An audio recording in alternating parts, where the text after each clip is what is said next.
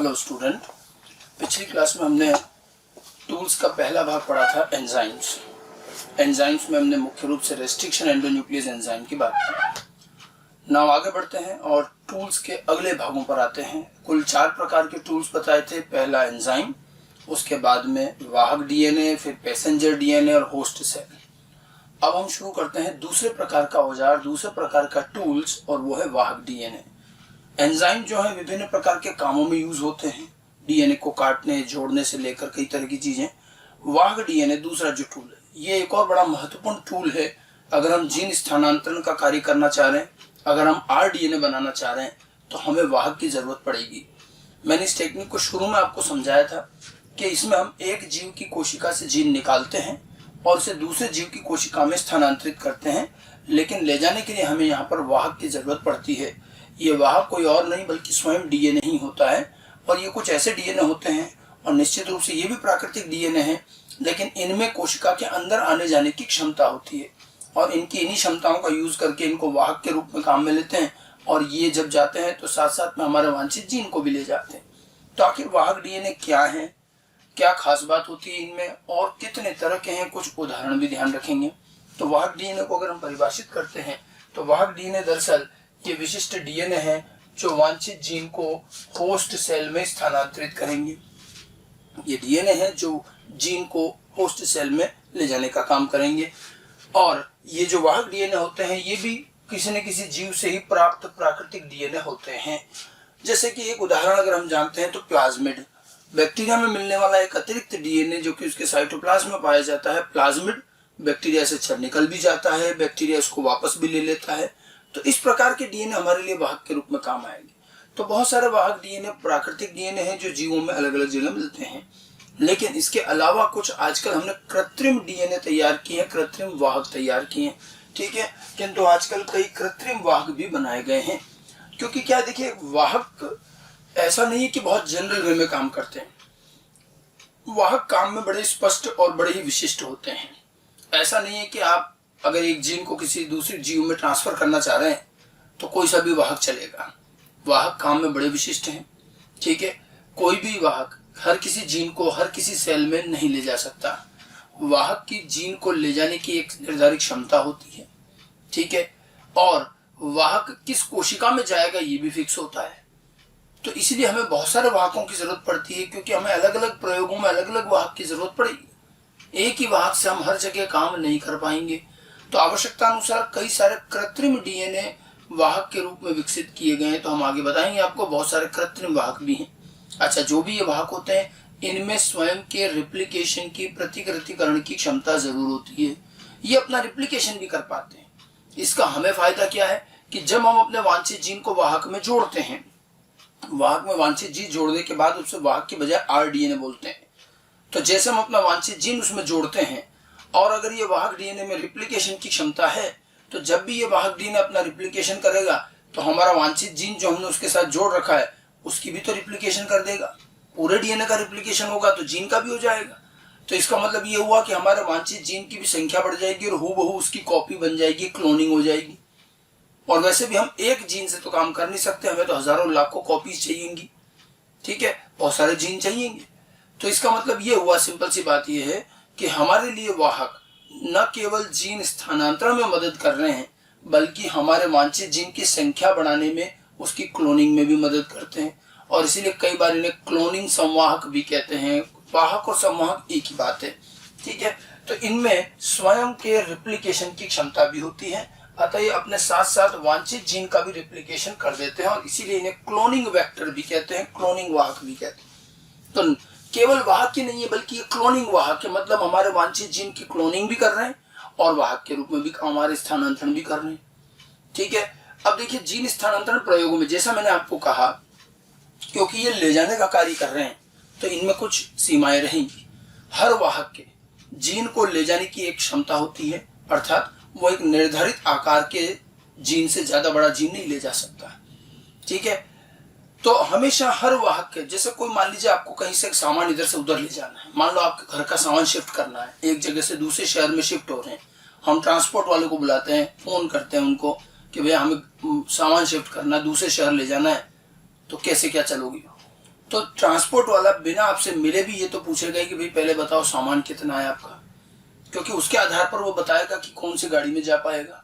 गाड़ी यहाँ पर वाहक है, ठीक है, सामान आपका वांछित जीन है, तो वांछित जीन ले जाने वाले या भेजे जाने वाले वांछित जीन का आकार, इससे तय करना पड़ेगा कि वाहक कौन सा लें, क्योंकि हर वाहक की जीन को ले जाने की एक निर्धारित क्षमता होती है।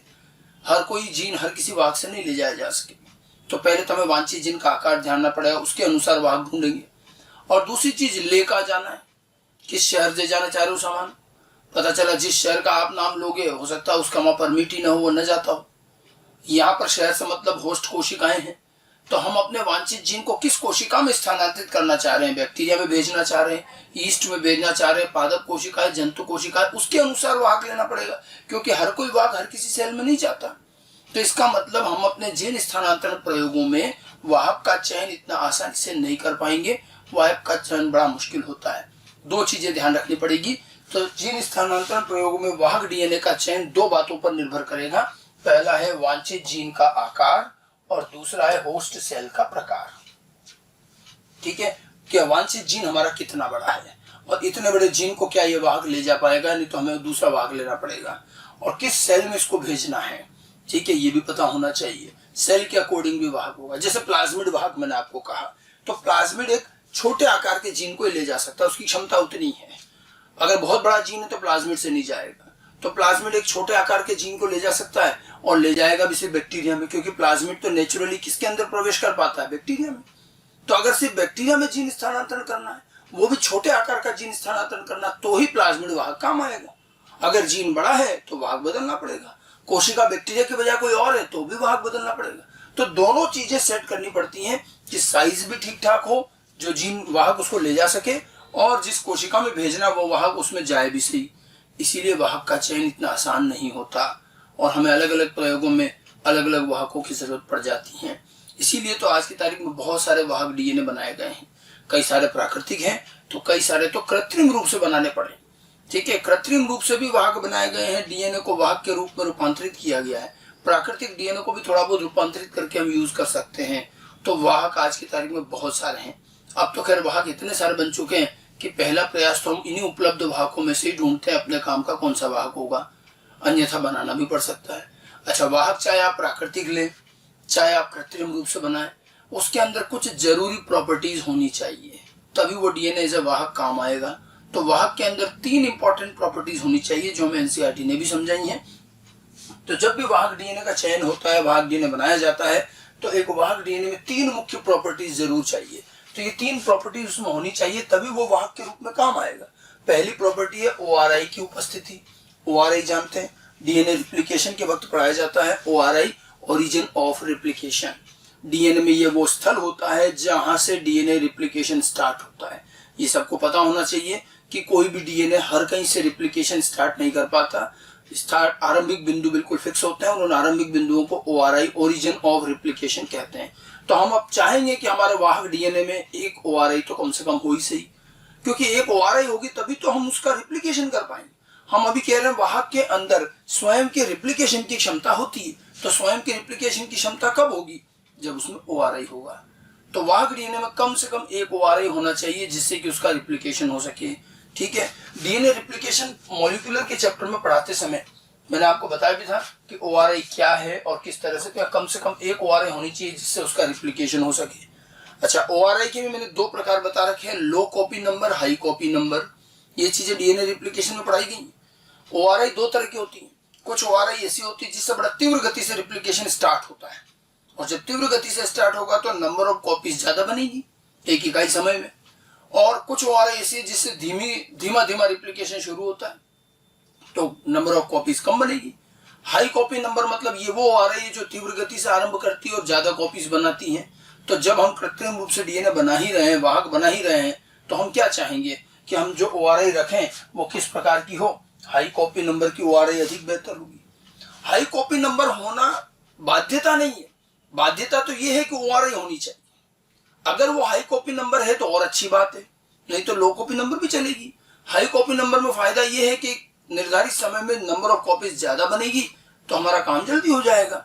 इसलिए हम चाहेंगे कि ओआरआई हो तो सही, लेकिन वो भी कैसी हो, high copy number. But ORA होना जरूरी है, पहली चीज।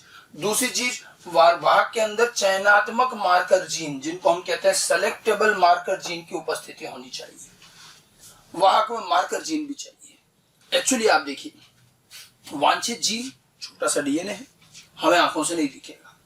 वाहक भी हमें आंखों से नहीं दिखता, और जिस कोशिका में वो जाएंगे वो भी दिखाई कुछ भी नहीं देता। ठीक है, हम क्या करते हैं, अपने वांछित जीन को, वाहक को काट के उसमें जोड़ देते हैं, और दोनों को जोड़ने के बाद RDNA बन जाता है। अब ये वाहक फिर इसे होस्ट सेल में ले जाता है, हमें यहाँ दिखता कुछ भी नहीं है। तो हमें मालूम कैसे चले कि आखिर ये वाहक हमारे वांछित जीन को लेकर कोशिका में प्रवेश भी किया या नहीं किया? और यह जानने के लिए कि वाहक जीन को सेल में ले गया या नहीं ले जा पाया, ये जानने के लिए हम क्या करते हैं, हम वाहक के अंदर ही कुछ ऐसे जीन लगा देते हैं जिनकी बदौलत हमें वाहक की उपस्थिति का पता चलता रहे कि वाहक होस्ट सेल में गया नहीं गया। ये पता लगने के लिए हम वाहक में कुछ जीन लगाते हैं, एक तरह से GPRS नेविगेशन वाला काम हो गया। ठीक है, और ये जो जीन होते हैं जिनसे हमें वाहक की उपस्थिति का पता चलता है, उन्हें हम मार्कर जीन कहते हैं। इनके आधार पर हम वाहक का और कोशिकाओं का चयन कर पाएंगे, तो ये चयनात्मक मार्कर जीन कहलाते हैं। अर्थात वाहक हमारी ये तीसरी मदद और करता है, यानी कि वाहक 3 तरह से हमारे लिए उपयोगी हो गया। पहला, ये जीन का स्थानांतरण करेगा। दूसरा, वांछित जीन की कॉपी करेगा जब इसका खुद का रिप्लिकेशन होगा। और तीसरा, जब ये जीन स्थानांतरण कर देगा तो उसके बाद हमें ये भी बताने में मदद करेगा कि जीन का कोशिका में स्थानांतरण हुआ या नहीं हुआ, अपने मार्कर जीन की बदौलत। ठीक है, तो चयनात्मक मार्कर जीन ये विशिष्ट जीन होते हैं जो होस्ट सेल में वाहक DNA या RDNA को पहचानने में मदद करते हैं। इन जीन की बदौलत हम पहचान पाएंगे कि RDNA कोशिका में गया या नहीं गया।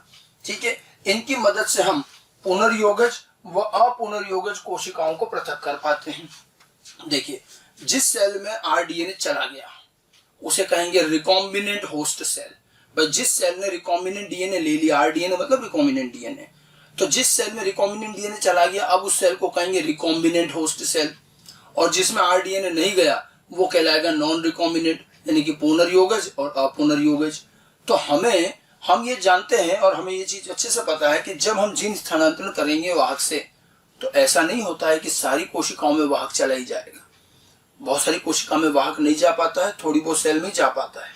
तो स्थानांतरण के बाद हमें ये छांटना पड़ता है कि किस सेल में तो RDNA चला गया और किस में नहीं जा पाया, और जिसमें चला गया हमारे तो वही काम किए, उनको हम पुनर्योगज कोशिका कहेंगे, रिकॉम्बिनेंट होस्ट सेल।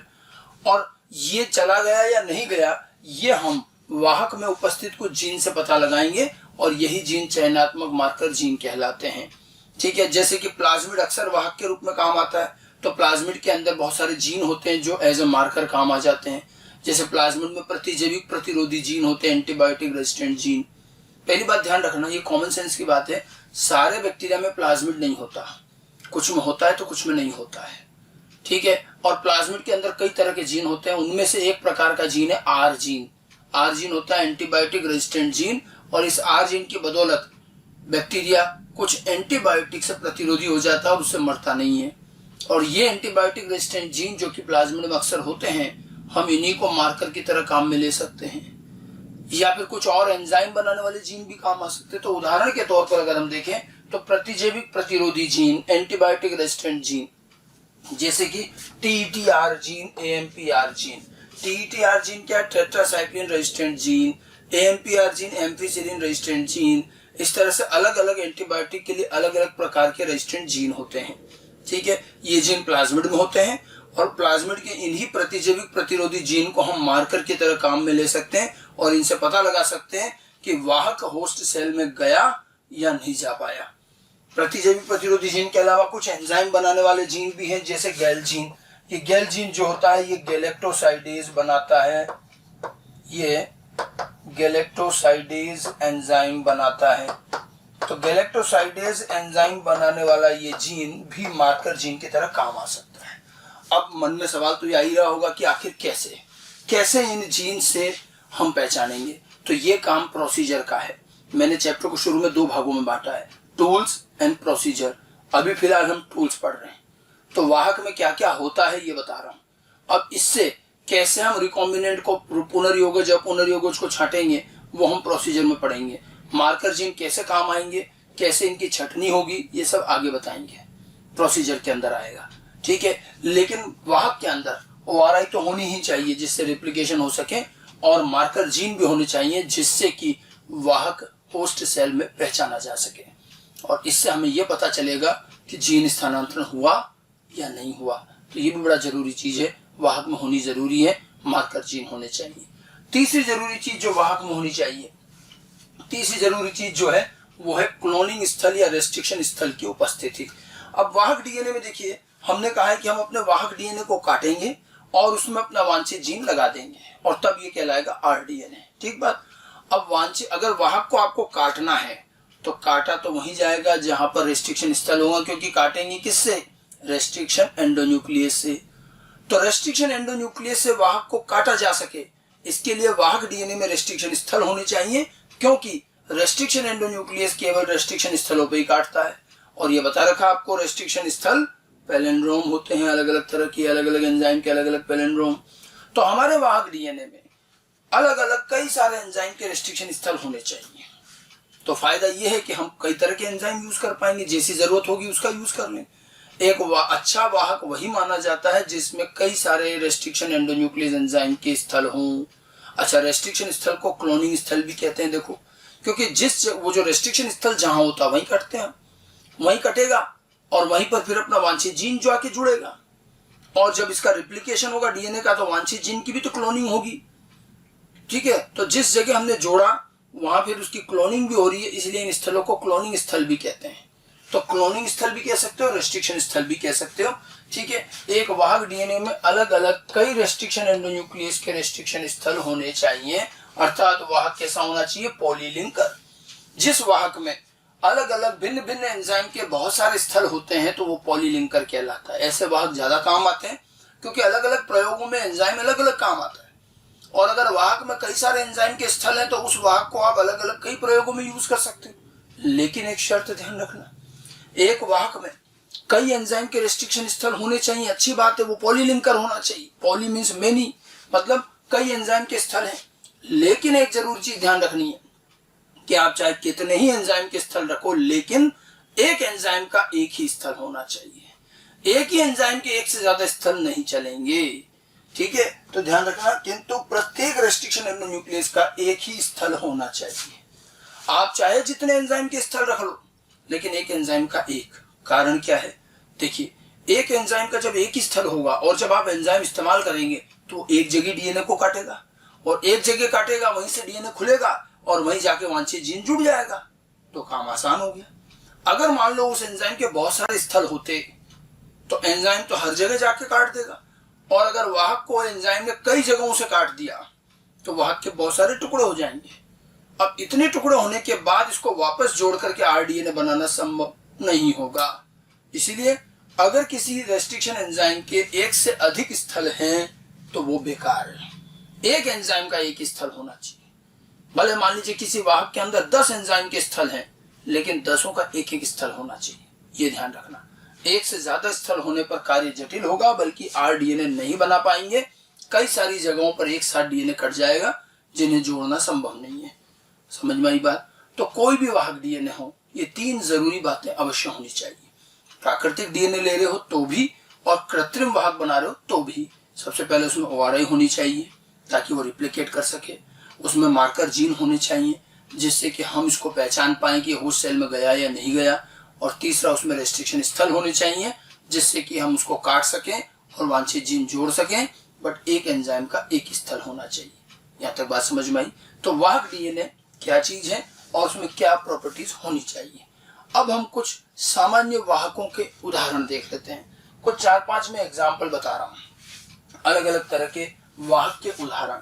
वाहक डीएनए के उदाहरण में सबसे पहला एग्जाम्पल मैं लूंगा आपको प्लाज्मिड वाहक, प्लाज्मिड डीएनए।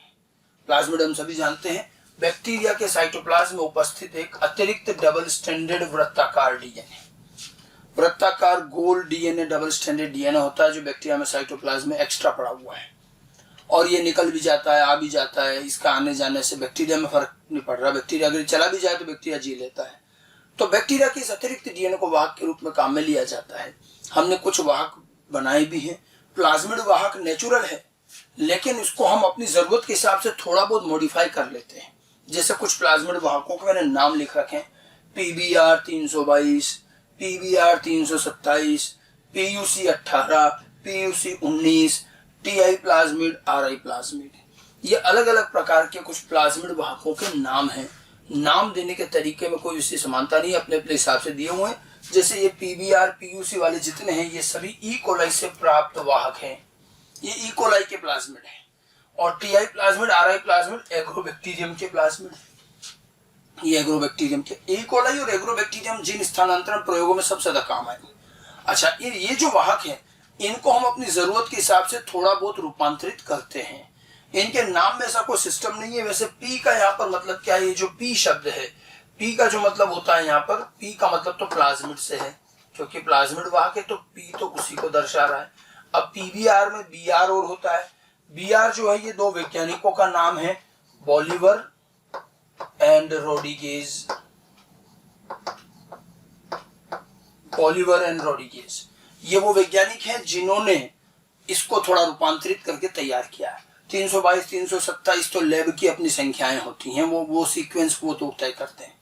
ऐसे ही PUC में P तो प्लाज्मिड ही हो गया। UC जो होता है, UC ये है यूनिवर्सिटी ऑफ कैलिफोर्निया।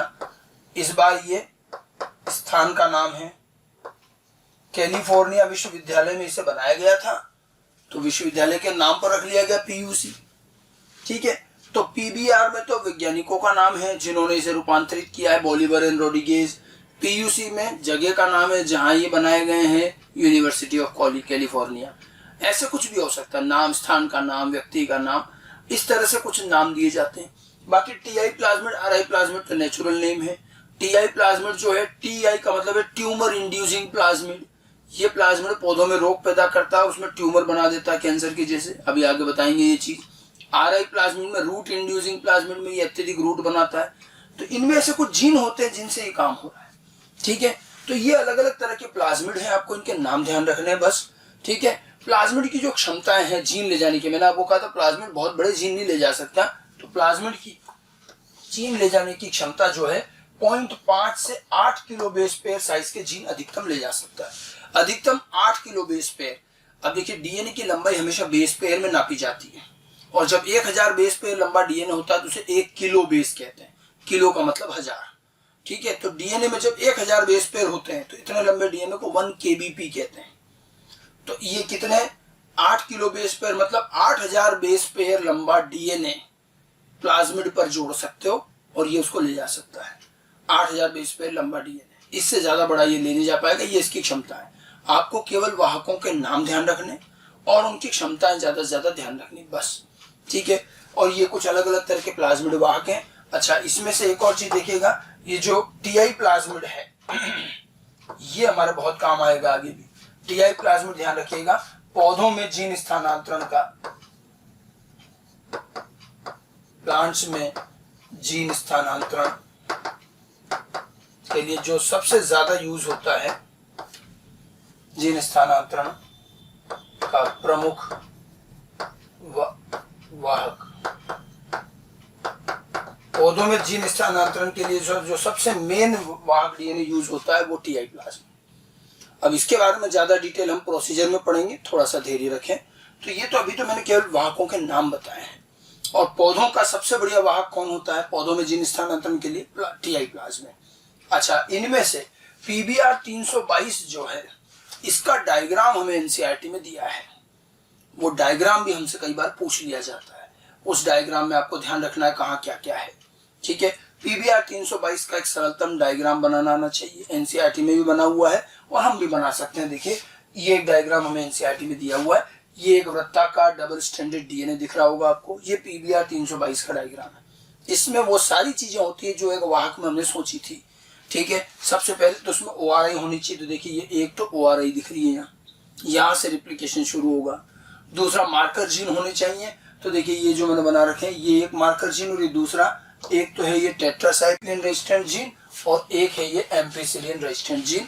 इसमें 2 मार्कर जीन है, ampicillin resistant gene AMPR gene और tetracycline resistant gene TETR gene.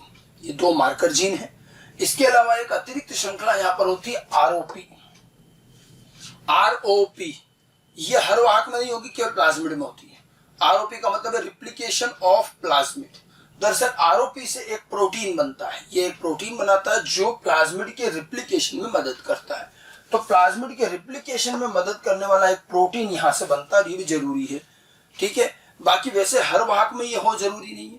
हर वाहक में मैंने 3 प्रॉपर्टी बताई थी, ओआरआई होनी चाहिए, मार्कर जीन होने चाहिए और तीसरी चीज क्या थी, रेस्ट्रिक्शन स्थल होने चाहिए।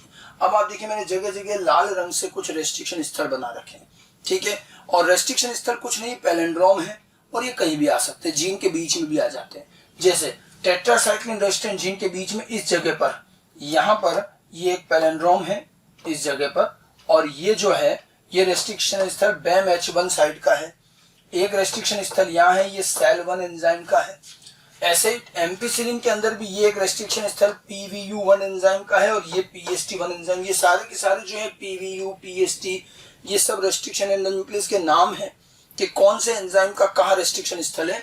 तो 2 रेस्ट्रिक्शन स्थल टेट्रासाइक्लिन जीन के बीच में आ रहे हैं, 2 रेस्ट्रिक्शन स्थल एम्फिसिलिन के जीन मार्कर जीन के बीच में आ रहे हैं, 3 रेस्ट्रिक्शन स्थल यहाँ है, एक तो EcoR1 का, एक CLE1 का और एक HindIII का एक साथ यहाँ है।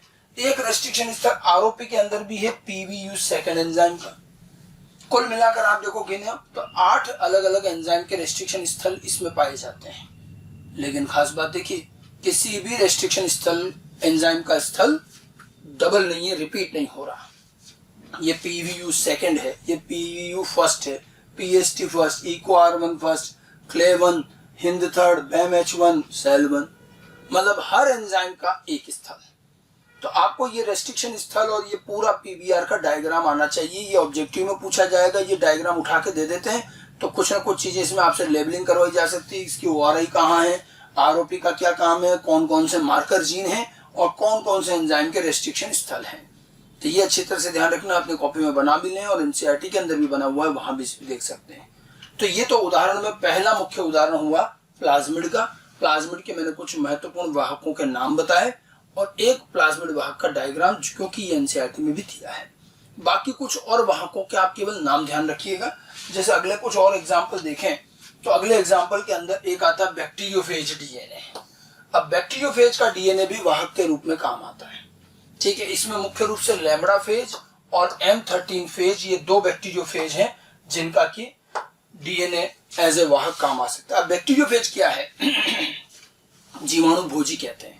और बैक्टीरियोफेज में तो प्राकृतिक क्षमता होती है कि बैक्टीरियोफेज अपना जीवन चक्र बैक्टीरिया में पूरा करता है। वो आके बैक्टीरिया पर बैठता है और अपना डीएनए बैक्टीरिया में डाल देता है। लाइटिक साइकिल बता रखी है आपने। तो इनके डीएनए को भी वाहक के रूप में काम मिलेंगे। तो खुद ही अपना डीएनए बैक्टीरिया को दे के आ रहे हैं तो वाहक के रूप में तो काम आएंगी। इसलिए बैक्टीरियोफेज के डीएनए ये भी प्राकृतिक वाहक है, प्लाज्मिड भी प्राकृतिक वाहक है। थोड़ा बहुत रूपांतरण होता है। ठीक है, इनकी जो जीन ले जाने की क्षमता है वो है 9 से 23 किलो बेस पेयर, यानी कि प्लाज्मिड से ज्यादा बड़ा जीन ले जा सकते हैं। प्लाज्मिड की 8 किलो बेस पेयर तक की क्षमता, जिसकी 9 से 23 की है। ठीक है, तो 2 वाहक हो गए, एक तो प्लाज्मिड डीएनए और एक बैक्टीरियोफेज डीएनए। ये दोनों वाहक बैक्टीरिया में जीन स्थानांतरण करते हैं और किसी में नहीं। ठीक है, हाँ, टीआई प्लाज्मिड जरूर प्लांट में जीन ट्रांसफर करता है। और देखिए फिर प्लांट और एनिमल वायरस, जैसे बैक्टीरिया के वायरस बैक्टीरिया में जीन स्थानांतरण कर सकते हैं, ऐसे ही पौधों और जंतुओं के जो परजीवी वायरस हैं वो पौधों और जंतुओं की कोशिका में जीन स्थानांतरण कर सकते हैं। एक्चुअल में वाहक हमेशा स्थानांतरण में वायरस हमेशा वाहक के रूप में काम आ सकता है। कारण कि वायरस का जीवन चक्र ही ऐसा है कि वायरस अपना डीएनए हमेशा होस्ट के अंदर डाल देता है और वहीं से फिर नए वायरस बन के निकलते हैं। तो ये खुद ही अपना डीएनए देता है तो वाहक के रूप में तो काम आ ही सकता है। अब पौधों और जंतुओं के कुछ वायरस के नाम ध्यान रखिए। जैसे एक होता है सीएमवी कहते हैं कलीफ्लावर मोज़ेइक वायरस, और ये पौधों में जीन स्थानांतरण में काम आ सकता है। फिर SV40 सियामिन वायरस 40, ये चूहों की कोशिकाओं में जीन स्थानांतरण के लिए विशेष रूप से काम आता है। और देखें adeno virus, herpes virus, retro virus, ये सभी जंतुओं में जीन स्थानांतरण के लिए काम आते हैं। तो हम इनको भी जीन स्थानांतरण में यूज कर सकते हैं। और इसमें भी ध्यान रखिएगा रेट्रो वायरस, इस पर तो क्वेश्चन आ चुका है। जंतुओं में, एनिमल्स में जीन स्थानांतरण का सबसे प्रमुख वायरस एनिमल्स में जीन स्थानांतरण के लिए सबसे ज्यादा काम आने वाला सबसे मुख्य वाहक, ये पूछा भी गया है आईपीएमटी में कि एनिमल्स में जीन स्थानांतरण के लिए सबसे ज्यादा कौन सा वाहक काम आता है, रेट्रोवायरस।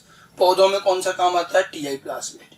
ठीक है, तो plasmid, bacteriophage, plant animal virus, ये सभी नेचुरल वेक्टर हैं जिनमें थोड़ा बहुत आवश्यकता अनुसार परिवर्तन किया जाता है, बाकी ये प्राकृतिक है।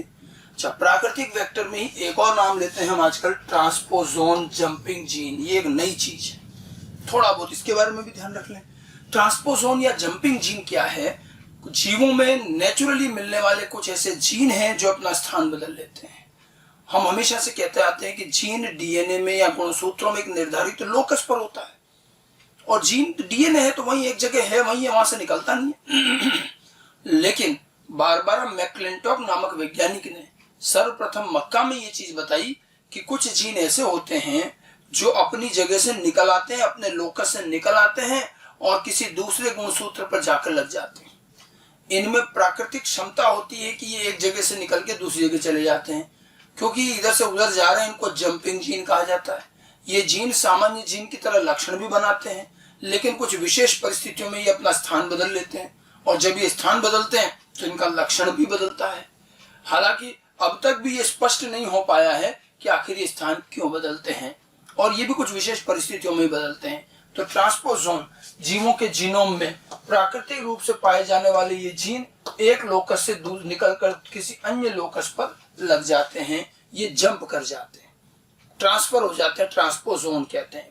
ठीक है, ये जीवों में लक्षण भी बनाते हैं, और जब भी जंप करते हैं तो लक्षण में भी बदलाव आता है, और इनको आजकल हम वाहक के रूप में काम ले सकते हैं। अब देखो, जब ये भी एक जगह से निकल के दूसरी जगह जा पा रहे हैं, ठीक है, तो इनको भी हम आजकल बायोटेक में वाहक के रूप में काम में ले लेते हैं। अब इनके बारे में बहुत डिटेल में जाने की जरूरत नहीं, वो अपने सिलेबस से आगे की। एनसीईआरटी में एक दो जगह ट्रांसपोजोन का जिक्र है, तो हमें पता होना चाहिए कि ट्रांसपोजोन दरअसल जंपिंग जीन है जो एक जगह से दूसरी जगह जा सकते हैं। सबसे पहले ये मक्का में बारबारा मैक्लिंटॉक ने खोजा था, उसके बाद ड्रोसोफिला में भी मिला है, ईस्ट में भी मिला है, मैमल्स में भी मिला, मतलब मानव तक में माने जाते हैं। ठीक है, बहुत बड़ा रीजन भी नहीं कि क्यों जंप करते हैं, लेकिन जंपिंग होती है। तो इन ट्रांसपोजोन को, क्योंकि इनमें क्षमता है एक जगह से दूसरी जगह जाने की, इनको भी एज ए वाहक काम में ले सकते हैं। तो ये भी डीएनए, तो ये भी वाहक डीएनए के रूप में काम आ सकते हैं। तो ये मैंने अलग अलग जो अभी तक बताया, ये सभी ज्यादातर प्राकृतिक डीएनए हैं जिनको वाहक के रूप में हम तैयार कर रहे हैं, लेकिन कुछ हमने इधर उधर के डीएनए जोड़ करके कृत्रिम वाहक भी बनाए हैं। दो तीन नाम हम वो भी ध्यान रखें। कुछ और उदाहरण में देखें तो वाहकों में अगला नाम आता है कॉस्मिड और एक आता है फेजमिड। दोनों को कंपैरेटिव भी पढ़ सकते हो, दोनों ही कृत्रिम वाहक हैं, और प्लाज्मिड में ही कुछ चीजें जोड़ के बनाया गया है। जैसे देखिए यहाँ क्या किया, बैक्टीरियोफेज के डीएनए की कॉस साइट को प्लाज्मिड से जोड़ दिया। बैक्टीरियोफेज के डीएनए में से एक छोटा सा सेगमेंट काट के निकाला जिसे बोलते हैं कॉस साइट, और उसको हमने प्लाज्मिड में जोड़ा, और कॉस प्लस प्लाज्मिड को मिला के कॉस्मिड कहा गया। ये जो कॉस साइट है केवल 12 बेस पेयर की श्रृंखला है जो डीएनए के रेप्लिकेशन और पैकेजिंग में मदद करती है। मतलब ये छोटा सा 12 बेस पेयर का एक टुकड़ा है जो बैक्टीरियोफेज में मिलता है, वैसे तो हमने वहां से निकाल के प्लाज्मिड में लगा दिया। अब ये कॉस साइट जो है डीएनए के रेप्लिकेशन को और अच्छा कर देती है, पैकेजिंग को, डीएनए फोल्ड होकर के पैक हो जाता है, पैकेजिंग बढ़िया कर देती है, और इसीलिए इसकी जीन ले जाने की क्षमता बढ़ जाती है जब पैकेजिंग बढ़िया हो जाएगी। ठीक है, और इसकी जीन ले जाने की क्षमता प्लाज्मिड से काफी ज्यादा 30 से 45 किलो बेस पेयर तक होती है। ठीक है, तो प्लाज्मिड को से ही थोड़ा बदलकर एक कृत्रिम वाहक बनाया कॉस्मिड। इसी तरह से एक है फेजमिड भी प्लाज्मिड से बना, बस थोड़ा सा अंतर है, यहाँ कॉस साइट को जोड़ा है, यहाँ क्या हो रहा है, फिलामेंटस बैक्टीरियोफेज का डीएनए प्लाज्मिड से जोड़ दिया। दोनों में बैक्टीरियोफेज अलग अलग है, यहाँ बैक्टीरियोफेज की कॉस साइट लिए और यहाँ पर तंतु रूपी फिलामेंटस बैक्टीरियोफेज का डीएनए प्लाज्मिड से जोड़ा, और ये फेजमिड कहलाता है, और इसकी जीन ले जाने की क्षमता करीब 10 किलो बेस पेयर की होती है। ठीक है, अलग अलग उद्देश्यों से ये बनाए गए हैं, और कई बार प्लाज्मिड की जगह कॉस्मिड और फेजमिड को काम में लिया जा सकता है। तो जब भिन्न भिन्न डीएनए को जोड़ करके कोई वाहक बन रहा है तो कृत्रिम वाहक कहा जाएगा। ऐसा ही एक और कृत्रिम वाहक है जो बहुत बड़े डीएनए ले जाने में सक्षम होता है, वो है आर्टिफिशियल क्रोमोसोम। आर्टिफिशियल क्रोमोसोम कृत्रिम गुणसूत्र भी कहते हैं। ह्यूमन जीनोम प्रोजेक्ट के टॉपिक में, मॉलिक्यूलर के चैप्टर में, मानव जीनोम परियोजना में भी इनका जिक्र हुआ है। ये कुछ बड़े बड़े डीएनए हैं जो वाहक के रूप में काम आते हैं और ये जीनोम के बड़े बड़े डीएनए के टुकड़ों का स्थानांतरण करते हैं। ये 3 प्रकार के होते हैं। बैक्टीरियल आर्टिफिशियल क्रोमोसोम, बैक कहते हैं, ईस्ट आर्टिफिशियल क्रोमोसोम, यैक, और मैमेलियन आर्टिफिशियल क्रोमोसोम, मैक कहते हैं। बैक, यैक और मैक। बीएसी और वाईएसी का नाम तो हमने जीनोम में भी पढ़ा था, ह्यूमन जीनोम में। बीएसी जो बैक्टीरियल आर्टिफिशियल क्रोमोसोम है, इसके जीन ले जाने की क्षमता है 50 से 300 किलो बेस पेयर। ठीक है। ईस्ट आर्टिफिशियल क्रोमोसोम की क्षमता है 1000 से 2500 किलो बेस पेयर। और मैक जो होता है, मैमेलियन आर्टिफिशियल क्रोमोसोम, 2000 से भी ज्यादा बड़े डीएनए के टुकड़े, 2000 किलो बेस पेयर से भी बड़े। अब देखिए 1000 किलो बेस कितना बड़ा डीएनए हुआ। किलो का मतलब 1000 है और 1000 किलो का मतलब है 1000 इंटू 1000, 10 की घात 6 बेस पेयर। इतने बड़े बड़े डीएनए के खंडों को ले जा सकते हैं। और ये जो है आर्टिफिशियल क्रोमोसोम ज्यादातर जीन लाइब्रेरी बनाने में काम आते हैं जब जीनोम अध्ययन होता है। ये बात आपको पहले भी बताई गई है। तो जीन लाइब्रेरी में जीनोम के डीएनए के टुकड़े करके इन बड़े बड़े टुकड़ों को कोशिकाओं में डाल दिया जाता है, वहां ये काम आते हैं। ये भी वाहक है। कॉस्मिड और फेजमिड भी वाहक है। ये जो 2-3 उदाहरण हमने पढ़े, ये सारे कृत्रिम वाहक माने जाते हैं। ठीक है। तो प्राकृतिक वाहक भी बताए मैंने आपको, कृत्रिम वाहक भी बताए। ओके, ठीक है। अब यहाँ चीज ध्यान रखना, ये जो वाहक हैं इनमें से सारे एक साथ काम नहीं आते। और भी कई तरह के वाहक हैं, मैंने कुछ 5-7 बताए। Plasmid, bacteriophage DNA, plant animal virus, ट्रांसपोजोन, ये सब नेचुरल वेक्टर में जाते हैं, कृत्रिम रूप से रूपांतरित हो सकते हैं। और कॉस्मिड, फेजमिड और आर्टिफिशियल क्रोमोसोम कृत्रिम वाहक हैं।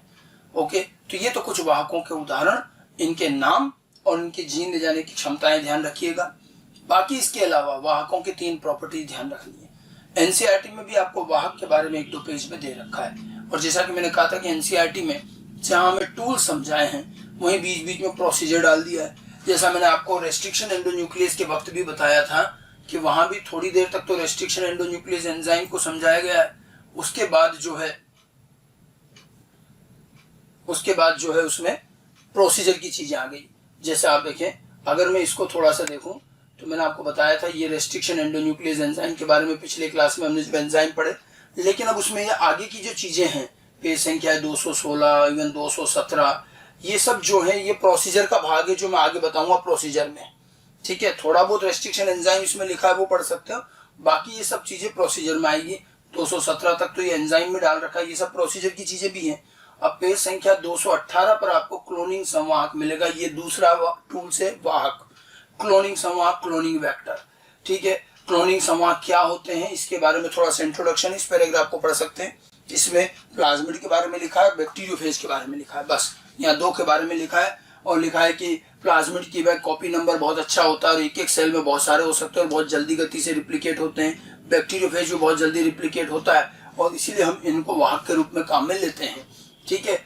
और वाहकों में 3 इंपॉर्टेंट प्रॉपर्टीज होनी चाहिए। देखिए, पहले है ORI की उपस्थिति। ठीक है। तो उत्पत्ति ORI होनी चाहिए, ये इसमें दिया कि ORI जरूरी है।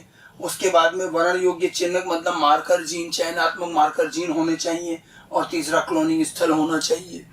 ठीक है। और क्लोनिंग स्थल में लिख रखा है साफ साफ कि एक एंजाइम का एक ही स्थल होना चाहिए, नहीं तो कार्य जटिल हो जाएगा। ठीक है। ये 3 प्रॉपर्टीज दे रखी हैं। और यहाँ पर देखिए लास्ट में मैंने एक निशान लगा रखा, चित्र 11.4, अपने एनसीईआरटी में आप भी लगा लें। ठीक है। वाहक का जो भाग है वो यहीं तक है। इसके बाद इसमें भी प्रोसीजर की चीजें मिक्स कर रखी जैसे वो एंजाइम में कर रखी थी। तो अपने को क्या है, प्रोसीजर की चीजें अलग से पढ़ेंगे। वाहक की बात है, ये डायग्राम देखो चित्र 11.4 दिखा रखा है और ये वही PBR 322 का डायग्राम है। एक ORI है, ये 2 मार्कर जीन हो गए और इसके अलावा बाकी इसमें रेस्ट्रिक्शन एंडोन्यूक्लियस के स्थल दिखा रखे हैं। ठीक है। और यहाँ आप निशान लगा लें, यहाँ तक की चीजें वाहक में आएंगी। इसके बाद जो ये लाइन है और जो पेज संख्या 219 पर जो कुछ लिखा हुआ है, ये आपको देखने पे तो लगेगा कि ये सब वाहक में जोड़ रखा है, बट ये वाहक का भाग नहीं है, ये सब प्रोसीजर का भाग है। ये मैं आगे बताऊंगा प्रोसीजर में किस जगह यूज करना है। ठीक है। तो ये यहाँ से देखिए प्रोसीजर शुरू यहाँ से हो रहा 220 पेज से प्रक्रम। लेकिन इससे पहले जो रेस्ट्रिक्शन एंजाइम और जो वाहक लिखे हैं उन दोनों में भी प्रोसीजर की बहुत सारी चीजें हैं जो हम प्रोसीजर के वक्त पढ़ेंगे। ठीक है। तो ये 2 वाहक हुए हमारे रेस्ट्रिक्शन एंडोन्यूक्लियस एंजाइम एंड वाहक डीएनए, सॉरी 2 प्रकार के टूल्स हो गए ये, ठीक है। 4 टूल्स बताए थे टोटल, उसमें से ये 2 टूल्स मैंने आपको बता दिए, और इन दोनों टूल्स के बारे में तो थोड़ा बहुत एनसीईआरटी में भी लिखा हुआ है। लेकिन अगले जो 2 टूल्स हैं, मैंने 4 टूल बताए थे, अगला टूल है पैसेंजर डीएनए और उसके बाद है होस्ट सेल। ये जो दोनों टूल हैं ये एनसीईआरटी में अलग से नहीं दिए हुए, ये प्रोसीजर के साथ ही दे रखे, ठीक है। हम इन टूल्स को भी पढ़ लेते हैं ताकि प्रोसीजर पढ़ना हमारे लिए आसान हो जाएगा, ठीक है। तो इन 2 के बाद तीसरा टूल लेते हैं। तीसरा टूल पैसेंजर डीएनए, यात्री डीएनए, ठीक है। पैसेंजर डीएनए मैंने किसको कहा था, यह वास्तव में वांछित जीन होता है।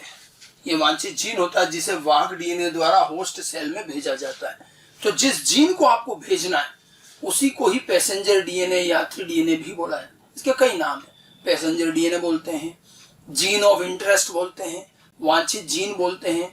एनसीईआरटी में कई जगह एलियन डीएनए भी लिखा हुआ है, ऐसे कई नाम है। ये सब वांछित जीन के ही नाम है, ठीक है। वांछित जीन जो है, अब हम किसी एक जीव का जीन निकाल के दूसरे में भेजेंगे, यही उद्देश्य है हमारा। तो वो जीन जो है वो कैसे लाया जाए, और जिस जीन को हमें स्थानांतरित करना वो भी तो किसी जीव के अंदर है, किसी कोशिका में है, तो उसको उसकी कोशिका से निकालेंगे और फिर वाहक की मदद से उसको दूसरे में भेजेंगे। और वांछित जीन किसी कोशिका से निकालना इतना आसान काम नहीं है। देखिए, एक कोशिका में डीएनए, न तो कोशिका दिखती है, अंदर केंद्र, उसके अंदर डीएनए कुछ भी नहीं दिखता, और डीएनए में भी हजारों जीन, उसमें से एक जीन छांट के निकालना इतना आसान काम थोड़ी होगा। तो बड़ा मुश्किल काम है, ठीक है। वांछित जीन भी किसी कोशिका या जीव का अपना प्राकृतिक जीन है, भाई ये भी तो किसी जीव में ही होगा और उसी में से निकाला जाएगा। और किसी सेल से एक जीन, वांछित जीन को निकालना अत्यंत जटिल कार्य होता है, ये इतना आसान काम नहीं है। तो हम वांछित जीन कैसे प्राप्त करते हैं ये समझना चाह रहे हैं। अगर हमने ये अभी समझ लिया तो प्रोसीजर में समझने की जरूरत नहीं पड़ेगी, नहीं तो कई लोग इसको प्रोसीजर में पढ़ लेते हैं, टूल्स में नहीं पढ़ते हैं, ठीक है। तो एंजाइम और वाहक 2 चीजें हो गई। देखिए, एंजाइम जो रेस्ट्रिक्शन एंजाइम या दूसरे भी एंजाइम हैं, और जो वाहक डीएनए, आजकल हमें इनके लिए कुछ काम करना नहीं पड़ता। एंजाइम ऑलरेडी हमें बिल्कुल सेपरेट शुद्ध रूप में मिल जाते हैं आजकल, और वाहक भी हम इतने सारे बना चुके हैं कि उन्हीं में से चयन कर लेते हैं। हमारा काम प्रैक्टिकली लैब का जो हमारा काम शुरू होता है जीन स्थानांतरण प्रयोग में, वो यहाँ से होता है कि जिस जीन को आपको भेजना है उसको तो आप ही को प्राप्त करना पड़ेगा। अब आप वांछित जीन कैसे प्राप्त करते हैं वही हम इसमें समझना चाह रहे हैं। और वांछित जीन को 3 विधियों से प्राप्त करने का देखा गया है, 3 तरीके विकसित हुए हैं, ठीक है। तो कोशिकाओं में से जीन कैसे निकाला जाए, वांछित जीन कैसे बनाया जाए, 3 तरीके हैं, ठीक है। सबसे पहली विधि अगर मैं बात करूं तो सबसे पहली विधि आती है रैंडम डीएनए विधि। रैंडम डीएनए मेथड, ये पहला मेथड है। देखिए, मैं अभी कह भी रहा था, वांछित जीन जो है वो भी तो किसी कोशिका में होगा, किसी जीव का ही तो जीन है। तो हम सबसे पहला प्रयास तो यही करें कि वांछित जीन को उसकी अपनी कोशिका से ही निकालें। ये डायरेक्ट विधि है कि जीन को उसकी सेल से निकालना, दिखेगा कुछ भी नहीं लेकिन निकालेंगे। रैंडम विधि, इसका नाम यही है। रैंडम डीएनए इसलिए कहते हैं क्योंकि ये थोड़ा मुश्किल काम है, कई बार हो पाता, कई बार नहीं भी हो पाता है। तो रैंडम डीएनए विधि में क्या है, इसमें वांछित जीन को सीधे उसकी कोशिका से ही प्राप्त किया जाता है, जीन को उसकी सेल से निकालेंगे। ये काम काफी बड़ा और जटिल है, और ये लगभग उतना ही बड़ा काम है जितनी बड़ा आपका डीएनए फिंगरप्रिंटिंग का प्रोसीजर था। मैंने जब आपको डीएनए फिंगरप्रिंटिंग पढ़ाया तब भी मैंने कहा था कि डीएनए फिंगरप्रिंटिंग का ये प्रोसेस अभी अपने को बायोटेक में 2 जगह काम आएगा। बायोटेक में पहली जगह यहाँ आएगा, अभी एक बार और लेंगे। तो डीएनए फिंगरप्रिंटिंग का अगर आपको प्रोसीजर याद है तो मुझे यहाँ ज्यादा कुछ बताने की जरूरत नहीं है। मैं आपको थोड़ा सा रिकॉल करा दूं, डीएनए फिंगरप्रिंटिंग में हमने क्या किया था, हमने कोशिकाएं ली थी, कोशिकाओं का लाइसिस करा, उसको तोड़ा और जीव द्रव्य निकाला, उसमें चिल्ड इथेनॉल डाल करके हमने डीएनए निकाला था। फिर उस डीएनए में हमने रेस्ट्रिक्शन एंजाइम डाले और उसके पाचन कराया, डीएनए के टुकड़े हुए। ये रेस्ट्रिक्शन एंजाइम डीएनए में जहां जहां मिनी सैटेलाइट था वहां काटते हैं, ठीक है। टुकड़े होने के बाद हमने इलेक्ट्रोफोरोसिस किया और सारे टुकड़ों को जेल में अलग किया हमने लंबाई के हिसाब से। फिर इन टुकड़ों को हमने डीनेचुरेशन करके सिंगल स्टैंडर्ड किया अल्कलाइन माध्यम में, और फिर जेल से इन टुकड़ों को हम नाइट्रोसेल्युलोज मेम्ब्रेन झिल्ली पर ले आए सदन ब्लॉटिंग द्वारा। झिल्ली पर भी सारे डीएनए के टुकड़े आ गए। फिर हमें क्योंकि मिनी सैटेलाइट पहचानने थे तो हमने वहां पर प्रोब डाला रेडियो एक्टिव डीएनए का, जो मिनी सैटेलाइट पे जाके जुड़ता है, और जहां जहां प्रोब जुड़ा वहां से विकिरणें निकली और वो हमें एक्सरे फिल्म पर दिखाई दी, और वही जगह हमें मिनी सैटेलाइट मिल गया, आरएफ मिल गया, फिंगरप्रिंट इसी तरह से बनाया। सेम यही प्रोसेस है, बस यहाँ दो चीजों का अंतर आएगा। डीएनए फिंगरप्रिंटिंग में आप किसी कोशिका के डीएनए में से आरएफ ढूंढ रहे थे, मिनी सैटेलाइट या आरएफ ढूंढ रहे थे, और अब हम किसी कोशिका के डीएनए में से क्या ढूंढ रहे हैं, वांछित जीन ढूंढ रहे हैं। तो काम तो वैसा का वैसा ही है, वहां आरएफ ढूंढ के निकाला, यहाँ वांछित जीन निकालेंगे। ठीक है, तो यहाँ दो चीजें बदलेंगी। वहां हमने रेस्ट्रिक्शन एंडोन्यूक्लियस एंजाइम वो लिया था जो आरएफ को कट कर रहा था, अब हम रेस्ट्रिक्शन एंजाइम वो लेंगे जो हमारे वांछित जीन को कट करेगा। समझ गए? तो एक तो रेस्ट्रिक्शन एंजाइम हम अपने जीन के हिसाब से लेंगे कि हमारे जीन के दोनों और कौन सा रेस्ट्रिक्शन स्थल है। मैं आपको और स्पष्ट कर दूं, जितने भी हमारे जीन होते हैं, चाहे मानव में हो चाहे किसी भी जीव में हो, हर जीन जो मैंने आपको बताया था, एक तरफ प्रमोटर होता है, एक तरफ टर्मिनेटर होता है, बीच में जीन होता है, ट्रांसक्रिप्शन में पढ़ा था अपन। तो हर जीन जो होता है उसके प्रमोटर के आगे और अंतिम टर्मिनेटर के जीन के आगे और पीछे आसपास पैलिंड्रोमिक श्रृंखला जरूर मिलती है, और पैलिंड्रोमिक श्रृंखला क्या होती है, रेस्ट्रिक्शन स्थल। तो हम क्या करते हैं, इनडायरेक्ट सीक्वेंसिंग विधि से अपने वांछित जीन के दोनों ओर कौन सा पैलिंड्रोमिक स्थल है ये पता लगाते हैं। ये सीक्वेंसिंग से पता लगाया जा सकता है। ठीक है, तो वांछित जीन के दोनों ओर कौन सा पैलिंड्रोमिक स्थल है वो पता लगा लेंगे। उस पैलिंड्रोम पर कौन सा रेस्ट्रिक्शन एंडोन्यूक्लियस काटता है वो एंजाइम ढूंढ के लाएंगे। ठीक है, तो डीएनए फिंगरप्रिंटिंग में जहां पहले हमने एंजाइम वो डाला था जो आरएफ को काट रहा था, अब हम एंजाइम वो डालेंगे जो हमारे वांछित जीन को काटे। तो पहले तो एंजाइम बदलेंगे। उसके बाद हमने लास्ट में प्रोब डाला था। प्रोब रेडियो एक्टिव डीएनए होता है, और वो हमने प्रोब किसका पूरक लिया था, मिनी सैटेलाइट का पूरक, तभी तो जाके मिनी सैटेलाइट पे जुड़ गया। अब हम प्रोब लेंगे, वो प्रोब हमारे वांछित जीन का पूरक होगा, ताकि वांछित जीन जहां होगा वहां जाके जुड़ जाएगा। ठीक है, हमारा वांछित जीन तो काफी बड़ा होता है। देखो, तो जीन की शुरू की थोड़ी सी श्रृंखला और अंत की थोड़ी सी श्रृंखला पता करते हैं, और इन दोनों का हम पूरक रेडियो एक्टिव डीएनए प्रोब बना लेते हैं। तो हमने दो चेंज किए, रेस्ट्रिक्शन एंडोन्यूक्लियस एंजाइम बदलेंगे और प्रोब बदलेंगे। ठीक है, अब कार्य बिल्कुल वैसा का वैसा ही है। जिस जीव में हमारा वांछित जीन है उसकी कोशिकाएं लेंगे, कोशिकाओं को तोड़ के उसमें से क्या निकालेंगे, जीव द्रव्य। ठीक है, और फिर उसके अंदर हम क्या करेंगे, इथेनॉल डाल करके डीएनए अलग कर लेंगे।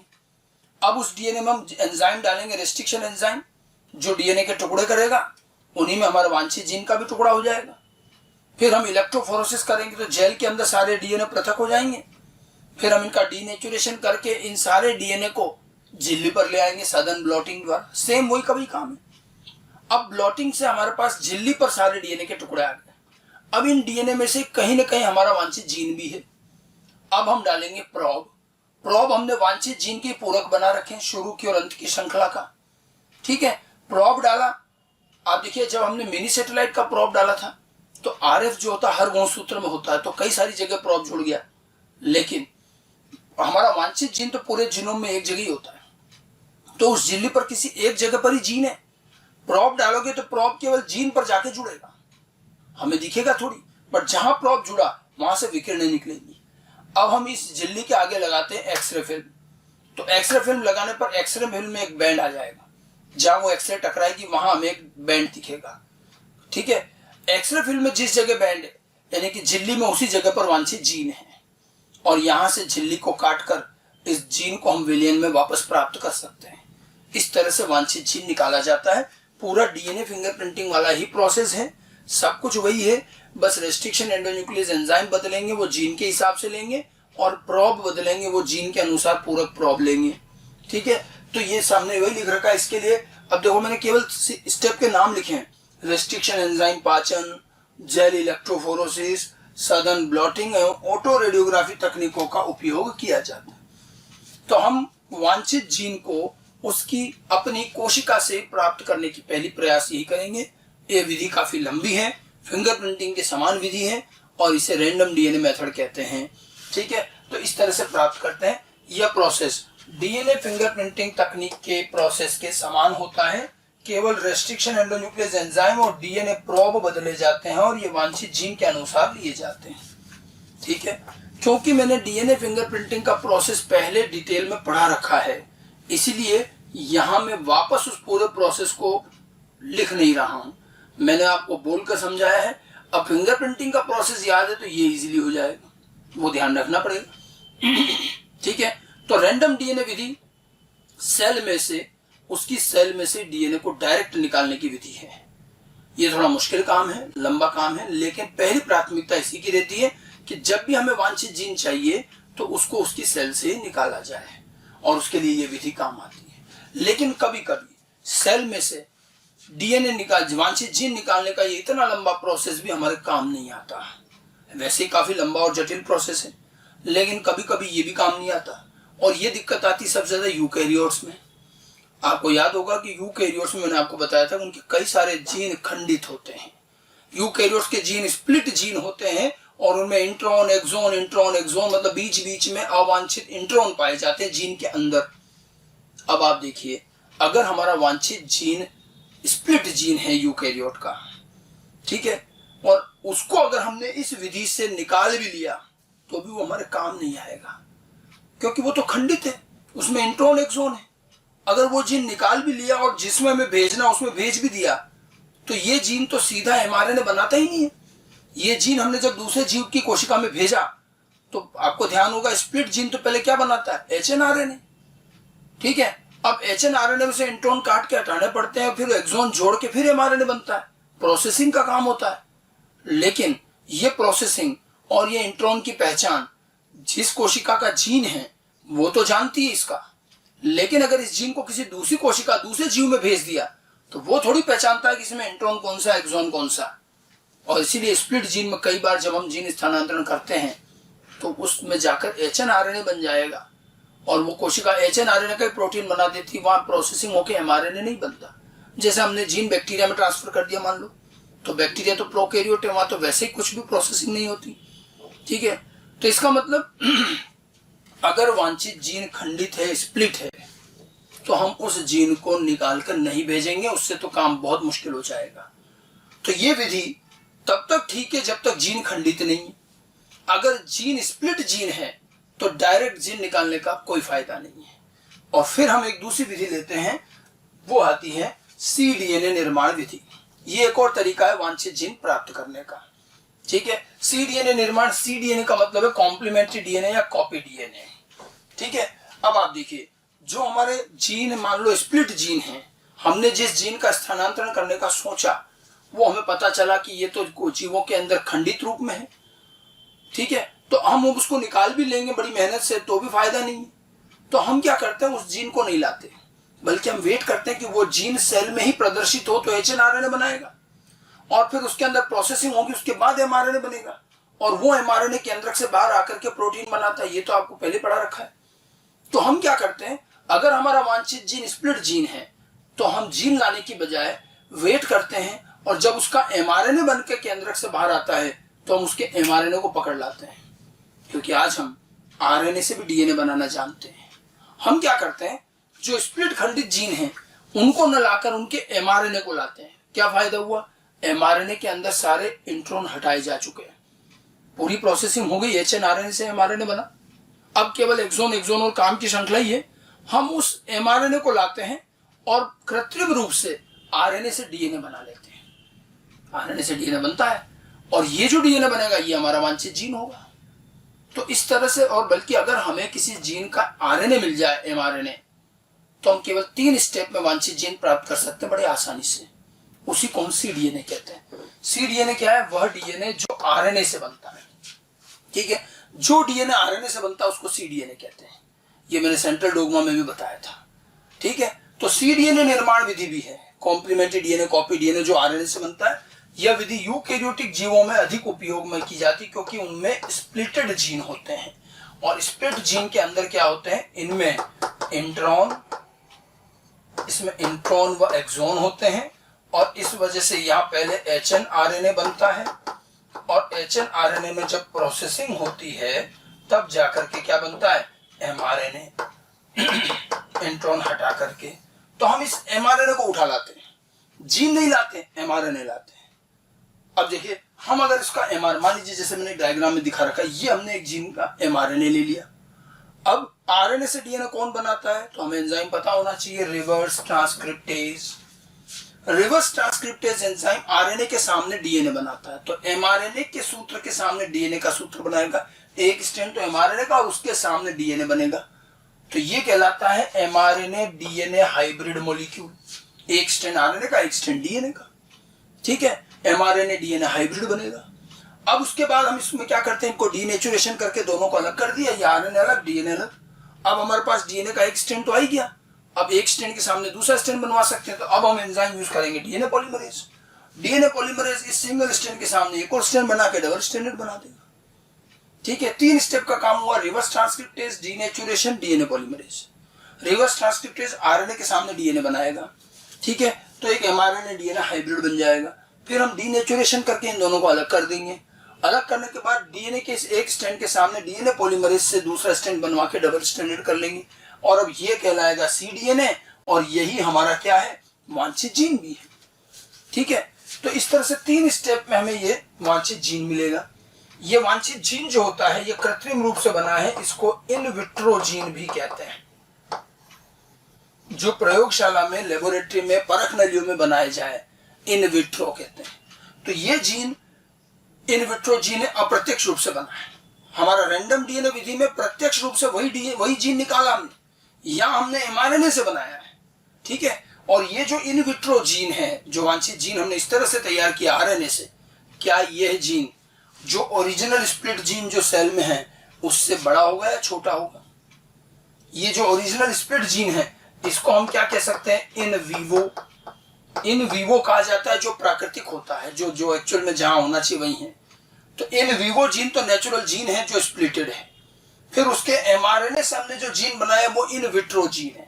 कौन बड़ा हुआ कौन छोटा हुआ इसमें, ठीक है, यहां पर ध्यान रखिएगा, इन वीवो जीन बड़ा होगा, इन विट्रो जीन छोटा होगा। तो इस तरह से हमने ये आपको दूसरी विधि बताई, इसके अंदर हमने जीन के आरएनए से डीएनए बनाकर वांछित जीन प्राप्त किया। अब हम लेते हैं वांछित जीन प्राप्त करने का तीसरा मेथड, ठीक है। पहला मेथड रैंडम डीएनए मेथड हुआ, जिसमें जीन को हमने सीधा उसकी कोशिका से प्राप्त किया, ठीक है। उसके बाद में हमने सीडीएनए मेथड पढ़ा, जिसमें हमने आरएनए से जीन बनाया। अब हम उसके बाद में तीसरा मेथड पर आते हैं। तीसरा तरीका होता है, ये तीसरा तरीका केवल तब काम आता है जब हमारे पास पहले 2 विकल्प ना हो। कई बार ऐसी स्थिति आ जाती है कि हम वांछित जीन को उसकी कोशिका से भी निकाल नहीं पा रहे हैं और न ही हमें उसका आरएनए मिल पा रहा है। सीडीएनए निर्माण से जीन बनाना आसान लग रहा है, लेकिन इसमें एक सबसे मुश्किल चीज है कि एमआरएनए मिलना तो चाहिए। अगर हम जीन का एमआरएनए प्राप्त कर लेंगे तो हम बना लेंगे जीन, लेकिन कई बार एमआरएनए नहीं भी मिल पाता है, ठीक है।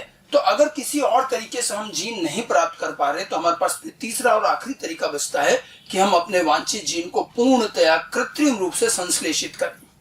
यह काफी मुश्किल और जटिल कार्य है। अंतिम विकल्प के तौर पर यही है और इसे कहते हैं सिंथेटिक डीएनए निर्माण विधि। सिंथेटिक डीएनए निर्माण, सिंथेटिक डीएनए में क्या है, वांछित जीन को पूर्णतया कृत्रिम विधि से संश्लेषित किया जाता है। पूरा जीन आर्टिफिशियली बनाएंगे। आज हमारे पास तकनीक है जिसमें हम आर्टिफिशियली जीन या डीएनए का निर्माण कर सकते हैं। एक एक न्यूक्लियोटाइड को जोड़ कर किया जाएगा। तो ये काम बड़ा मुश्किल होता है, ये विधि अत्यधिक जटिल भी होती है और बहुत खर्चीली है, समय भी लगता है। लेकिन ये हम तब यूज करते हैं जब हमारे पास वांछित जीन प्राप्त करने का और कोई रास्ता न बचे, ठीक है। इसके लिए हमें वांछित जीन का पूरा न्यूक्लियोटाइड अनुक्रम पता होना चाहिए। हमारे पास जीन का पूरा अनुक्रम होना चाहिए, तभी तो हम कौन कौन सा न्यूक्लियोटाइड किस क्रम में जमाएंगे वो पता रहेगा। और उसमें एक एक न्यूक्लियोटाइड जोड़ करके डीएनए के खंड बनते हैं, फिर उनको जोड़कर पूरा जीन बनता है। तो ये लंबा काम है। पूरा न्यूक्लियोटाइड अनुक्रम होता है, इसमें विधि में एक एक करके न्यूक्लियोटाइड जोड़ करके पूरा का पूरा जीन बनाते हैं। अब ये विधि किस तरह से होती है इतना डिटेल हमारे सिलेबस में नहीं है। बस आप ये ध्यान रखिए कि वांछित जीन अगर कोशिका से प्राप्त नहीं किया जा सक रहा है या उसका एमआरएनए भी उपलब्ध नहीं है तो फिर वांछित जीन को कृत्रिम रूप से बनाएंगे। न्यूक्लियोटाइड को जोड़ करके कृत्रिम डीएनए बनाते हैं, ठीक है। कृत्रिम डीएनए निर्माण का ये प्रयास शुरुआत में किसने किया, सबसे पहले किसने किया, वो जरूर हमसे पूछा जाता है। तो ध्यान रखिए, कृत्रिम डीएनए निर्माण का पहला प्रयास कॉर्नबर्ग नामक वैज्ञानिक ने किया 1961 में। कॉर्नबर्ग ने एक एंजाइम प्राप्त किया था डीएनए पॉलीमरेज का। हमने कॉर्नबर्ग एंजाइम भी बताया था आपको। और कॉर्नबर्ग ने पहली बार सेल के बाहर परख नली में डीएनए निर्माण किया। उन्होंने एक टेस्ट ट्यूब में डीएनए का एक सूत्र डाला, सिंगल स्ट्रैंड डीएनए का, डीएनए पॉलीमरेज एंजाइम मिलाया, प्राइमर मिलाया और सारे चारों प्रकार के न्यूक्लियोटाइड जो डीएनए बनाने में काम आते हैं। उन्होंने एक टेस्ट ट्यूब में एक स्ट्रैंड डीएनए का डाल दिया, एंजाइम, पॉलीमरेज, प्राइमर भी चाहिए स्टार्ट करने के लिए और न्यूक्लियोटाइड डाल दिए और उनको एक उपयुक्त परिस्थिति में रखा गया। थोड़ी देर बाद उन्होंने देखा कि इस परख नली में उन्हें एक डबल स्ट्रैंडेड डीएनए प्राप्त हुआ। मिलाया क्या था? एक स्ट्रैंड। इसका मतलब इस एक स्ट्रैंड के सामने डीएनए पॉलीमरेज एंजाइम ने प्राइमर और न्यूक्लियोटाइड का उपयोग करके एक और स्ट्रैंड बना दिया और डीएनए डबल स्ट्रैंडेड हो गया। ये पहला प्रयास था जब डीएनए को सेल के बाहर परख नली में बनाया गया। हालांकि कॉर्नबर्ग का ये काम पूर्णतया कृत्रिम डीएनए नहीं था, क्योंकि एक सूत्र टेम्पलेट तो उन्होंने खुद ने मिलाया था। ये सूत्र किस तरह काम आएगा? टेम्पलेट की तरह। हाँ, एक सूत्र के सामने एक सूत्र नया जो बना वो इन्होंने बनाया। मतलब इनका ये प्रयास जो वास्तव में था, ये क्या था? वास्तव में इन्होंने जो कार्य किया वो था इन विट्रो डीएनए रेप्लिकेशन।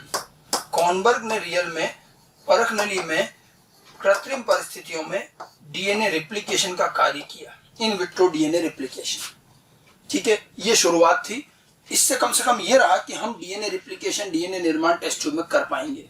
लेकिन यहां इन्होंने टेम्पलेट स्ट्रैंड स्वयं से मिलाया था। ठीक है, तो ये तो एक तरह से आंशिक रूप से कृत्रिम था, एक स्ट्रैंड तो खुद ही मिलाया था। इसके बाद कुछ सालों बाद एक और वैज्ञानिक आते हैं। एक भारतीय वैज्ञानिक का नाम हम लोगों ने सुना होगा, नोबेल प्राइज विनिंग है ये, हरगोविंद खुराना। हरगोविंद खुराना ने बिना टेम्पलेट स्ट्रैंड के कृत्रिम जीन संश्लेषित किया है। इन्होंने बिना टेम्पलेट, कॉर्नबर्ग ने टेम्पलेट के साथ काम किया था, हरगोविंद खुराना की विधि अलग थी। उन्होंने बिना टेम्पलेट के जीन बना दिया। इनको इस कार्य के लिए नोबेल प्राइज भी मिला है और वही एक न्यूक्लियोटाइड जोड़ के बनाया गया। काम बहुत मुश्किल था लेकिन ये उन्होंने किया और इनके दो प्रयोग बड़े प्रचलित हैं। सर्वप्रथम 1968 में इन्होंने यीस्ट का एक जीन बनाया, एलेनिन टीआरएनए जीन। टीआरएनए का जीन बनाया था इन्होंने। छोटा सा जीन था, 77 बेस पेयर की इसकी लंबाई थी। ठीक है, और न्यूक्लियोटाइड जोड़ करके सबसे पहले उन्होंने यीस्ट का एलेनिन टीआरएनए जीन बनाया था, याद रखिएगा। हालांकि यहाँ पर दुर्भाग्यवश जब इस जीन को उन्होंने कोशिका में भेजा तो कोशिका में ये जीन कार्य नहीं कर पाया और इसलिए इनका ये एक्सपेरिमेंट पूरी तरह से सफल नहीं माना जाता। पहले प्रयास में उन्होंने जीन बनाया लेकिन वो जीन काम नहीं कर पाया। अब दूसरे प्रयास में 1979 में इन्होंने ई कोलाई का टायरोसिन टीआरएनए जीन बनाया। इस बार उन्होंने ई कोलाई का टायरोसिन टीआरएनए जीन बनाया। ये पहले वाले से बड़ा भी था, 207 बेस पेयर का, और ये बिल्कुल सफल रहा। जब सेल में इसे स्थानांतरित किया गया तो ये फंक्शनल भी रहा, क्रियाशील भी रहा। अपने दूसरे प्रयास में हरगोविंद खुराना जो है वो सफल रहे और उन्होंने एक कृत्रिम जीन बनाया बिना किसी टेम्पलेट के। हरगोविंद खुराना की ही इसी विधि को आज हम काफी कुछ और परिवर्तन कर चुके हैं और आज हमारे पास में डीएनए निर्माण का पूरा तरीका उपलब्ध है। तो ये एक आखिरी विकल्प है कि जब वांछित जीन किसी तरह से न मिल पाए तो उसे पूरी तरह से कृत्रिम रूप से बनाया जाए। ठीक है, तो इस तरह से पैसेंजर डीएनए जो हमारा तीसरा टूल था, वांछित जीन प्राप्त करने की 3 विधियां उसमें मैंने बताई आपको। रैंडम डीएनए विधि जिसमें जीन को उसकी कोशिका से डायरेक्ट निकाल रहे हैं, फिंगरप्रिंटिंग जैसे बड़े प्रोसेस से। फिर दूसरा है सीडीएनए निर्माण जिसमें जीन के एमआरएनए को निकालकर एमआरएनए से जीन बना रहे हैं। और तीसरा है सिंथेटिक डीएनए निर्माण जिसमें पूरा वांछित जीन कृत्रिम रूप से संश्लेषित किया जाता है। तो 3 विधियां हैं, जैसी जरूरत और जैसी उपलब्धता है उसके अनुसार किसी भी विधि से हम अपना वांछित जीन प्राप्त करेंगे। ठीक है, तो ये तो हुआ तीसरा प्रकार का टूल। मतलब पहला हो गया एंजाइम, दूसरा हो गया वाहक डीएनए और तीसरा पैसेंजर डीएनए। इसके बाद में चौथे प्रकार का जो टूल्स था, एक छोटी सी चीज और है। चौथा टूल से होस्ट सेल पर पोषी कोशिकाएं। ठीक है, ये मैंने बताया भी था कि होस्ट सेल कुछ नहीं है, ये वो कोशिकाएं हैं जिसमें आपको जीन भेजना है। तो ये तो हमने पहले तय कर रखा होता है कि हम अपने इस जीन को किस में भेजेंगे। तो जिसमें हमें जीन भेजना है उसकी कोशिका होस्ट सेल होगी। इसमें हमें कोई कोशिका बनानी नहीं है, इसमें कोई ज्यादा काम नहीं होता है। होस्ट सेल वे कोशिकाएं हैं जिनमें वांछित जीन को स्थानांतरित किया जाता है। जिसमें वांछित जीन भेजना है वो होस्ट सेल। ठीक है, और ये कई प्रकार की हो सकती है। अब जैसे बैक्टीरिया में जीन भेजना है तो बैक्टीरिया हो सकता है, यीस्ट हो सकता है, प्लांट सेल, एनिमल सेल, कोई भी हो सकता है। तो ये तो हमारे एक्सपेरिमेंट पर, होस्ट सेल का चयन हमारे एक्सपेरिमेंट पर निर्भर करता है कि हम अपने प्रयोग में क्या सोच के बैठे। अगर हमें जीन पौधों में जहां ट्रांसफर करना है तो पौधे की कोशिका होस्ट सेल हो जाएगी, बैक्टीरिया में जीन भेजना है तो बैक्टीरिया होस्ट सेल की तरह काम आएगा। तो होस्ट सेल तो दरअसल उस जीव की कोशिका रहेगी जिसमें हमें अंततः वांछित जीन को भेजना है। आपको इसमें करना क्या है, बस आपको केवल उस जीव से कुछ कोशिकाएं निकाल लो और उसका एक संवर्धन बना के रख लो, बस, और कुछ नहीं करना होता है। तो उपयुक्त होस्ट सेल पृथक करके उसका संवर्धन कर लिया जाता है और बाद में इसी में वाहक द्वारा हम वांछित जीन भेजेंगे। ठीक है, तो यहाँ केवल आपका काम इतना है कि जैसे आपको जिसमें भी जीन स्थानांतरण करना है उसकी कोशिकाएं अलग करके और उसका लेबोरेटरी में संवर्धन कल्चर करके रख लो, बस इसका संवर्धन बना लो। बैक्टीरिया तो बैक्टीरिया का कल्चर कर लो, प्लांट एनिमल जो भी है, और इसी संवर्धन में, इन्हीं कोशिकाओं के संवर्धन में बाद में हम जब वांछित जीन निकाल लेंगे, आरडीएनए बना लेंगे, तब हम उस आरडीएनए को इन्हीं में भेजेंगे, तो लास्ट में काम आएगी। ठीक है, केवल इसका संवर्धन बना कर रखना होता है जिसमें आपको जीन भेजना है उन कोशिकाओं का। तो इस तरह से कुल मिलाकर ये हमारे चैप्टर का पहला भाग हुआ टूल्स। मैंने शुरू में कहा था हम चैप्टर को 2 भागों में पढ़ेंगे, टूल्स यानी कि औजार और प्रोसीजर। औजारों में हमने 4 प्रकार के औजार लिए, सबसे पहले एंजाइम, उसके बाद वाहक डीएनए, पैसेंजर डीएनए और होस्ट सेल। ठीक है, इनमें से एंजाइम और वाहक डीएनए का थोड़ा थोड़ा हिस्सा एनसीईआरटी में भी दिया है। बाकी वांछित जीन कैसे निकालना है, पैसेंजर डीएनए और होस्ट सेल, इन दोनों को बहुत अलग से एनसीईआरटी ने नहीं दिया, सब प्रोसीजर में समझाया है। ठीक है, तो थोड़ा बहुत जो टूल्स वाला भाग एनसीईआरटी में जहां है वो मैंने आपको साथ साथ दिखा दिया। अब जो बाकी की चीजें वो सब प्रोसीजर की है। ठीक है, तो इसके बाद हम चैप्टर का जो दूसरा भाग शुरू करते हैं, जो अगले भाग लेंगे वो है उसका प्रोसीजर वाला पार्ट। ये हमने अभी तक जो कंप्लीट किया ये था उसका टूल्स। ओके।